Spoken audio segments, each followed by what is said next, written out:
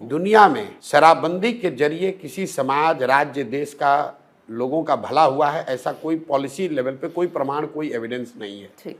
अलग अलग समय कालखंड में पिछले 200 सालों में ठीक है, लोगों ने प्रयास करके देखा है, लेकिन एविडेंस ये बताता है कि शराबबंदी कानून बनाकर फोर्स करके लोगों को आप नहीं मना सकते हैं और उससे नुकसान है। दूसरा, आप मुझे गांधी जी का लिखा हुआ या बोला हुआ ये वाक्य दिखाइए जहां गांधी जी ने ये कहा कि सरकार को कानून बनाकर शराबबंदी लागू करनी चाहिए। गांधी जी ने ये नहीं कहा।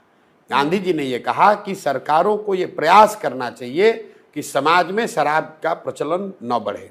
गांधी जी ने शराबबंदी को, शराब को रोकने को एक सामाजिक प्रयास के तौर पर बताया।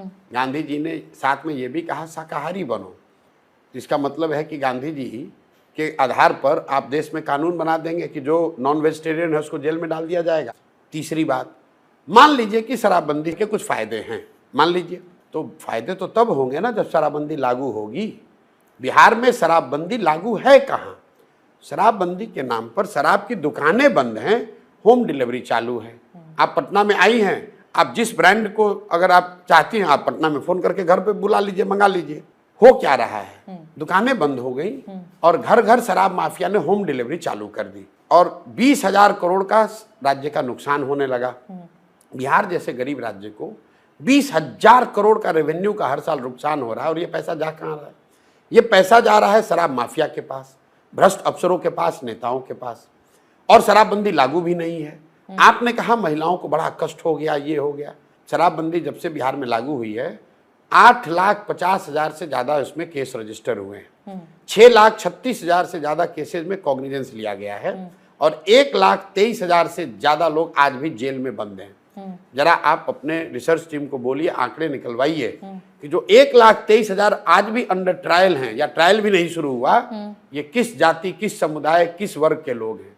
ज्यादातर लोग गरीब हैं, पिछड़े हैं, दलित हैं, जिनको कोई बेल कराने वाला नहीं है, जिनका कोर्ट लड़ने वाला नहीं है। और उन गांवों में जब उनके घरों में आप जाते हैं तो महिलाएं चीख चीख कर कह रही हैं कि हमारे हस्बैंड को, हमारे बच्चे को, हमारे भाई को पकड़ कर ले गए और जो कुछ भी घर में बचा हुआ था वो भी बेचकर अब हम लोग थाना में दौड़ रहे हैं, कोर्ट में का चक्कर लगा रहे हैं।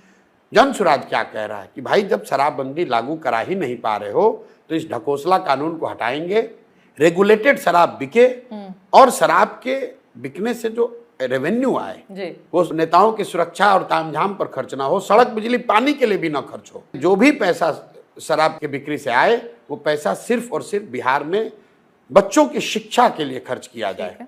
हम लोगों का जो अपना हम लोग मॉडल विजन बना रहे हैं, इसमें बिहार में अगर देश की सबसे अच्छी शिक्षा व्यवस्था बनानी है तो बिहार में अगले 10 साल में एडिशनल करीब करीब 5 लाख करोड़ रुपए की जरूरत पड़ेगी।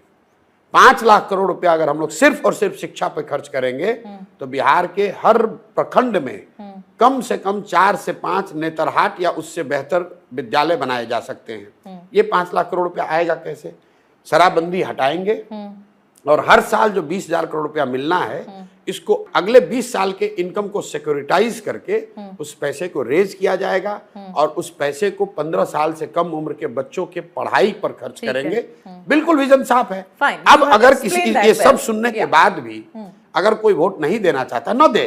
बिहार के बच्चों की पढ़ाई की मुझे चिंता है।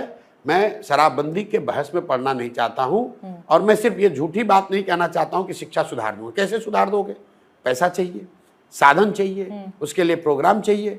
अभी बिहार सरकार 50,000 करोड़ रुपया हर साल खर्च करती है शिक्षा के नाम पर। ठीक है, 50 बच्चा भी यहाँ पढ़कर नहीं निकल रहा है, गरीब का बच्चा। 50,000 करोड़ रुपया हर साल खर्च हो रहा है पढ़ाई के नाम पर और जाकर आप देखिए किसी भी गांव में क्या स्थिति है। बिहार एकमात्र ऐसा राज्य है जहां पर बीएड, एक एग्जाम्पल ले लीजिए, बीएड के 2 फीस हैं। एक जो बिना क्लास किए हुए डिग्री मिलती है और एक जो क्लास करके डिग्री मिलती है। सुनिए जरा बात, अगर क्लास करके बीएड आपको करना है तो उसको 100 रुपए देना है, बिना क्लास किए हुए बीएड का डिग्री चाहिए तो 2x देना है। स्कूल से खिचड़ी और कॉलेज से डिग्री, पढ़ाई कहीं नहीं हो रहा है। अगर उसको सुधारना है तो पैबंद लगाने से नहीं होगा। बिल्कुल जो अभी की शिक्षा व्यवस्था इसको उखाड़ कर फेंकना चाहता हूं और नई शिक्षा इंफ्रास्ट्रक्चर खड़ा करना चाहते हैं। एक मिनट, लास्ट बात, हम लोग के पास पहले सड़क रहती है, उसको तोड़ के हम लोग 4 लेन हाईवे बनाते हैं। 4 लेन खराब हो गया तो अब 6 लेन एक्सप्रेसवे 8 लेन बन रहा है। मैं बिहार के में शिक्षा में वो काम करना चाहता हूं, जो पुराने घटिया स्कूल बने हुए हैं, स्कूल के नाम पर भवन बने हुए हैं, उसको तोड़कर नया विद्यालय बनाना चाहता हूं। ऐसा विद्यालय जो प्राइवेट स्कूलों से भी बेहतर हो। उसके लिए पैसा चाहिए, और पैसा मुझे दिख रहा है कि मैं शराबबंदी हटाकर ला सकता हूं, क्योंकि शराबबंदी लागू पहले से नहीं है। पैसा जो माफिया के पास जा रहा है, उस पैसे का इस्तेमाल मैं बिहार के बच्चों के लिए करना चाहता हूं। आपकी ये जवाब से तो बहुत बिहारी खुश होंगे, ये एक्सप्लेनेशन सुनकर।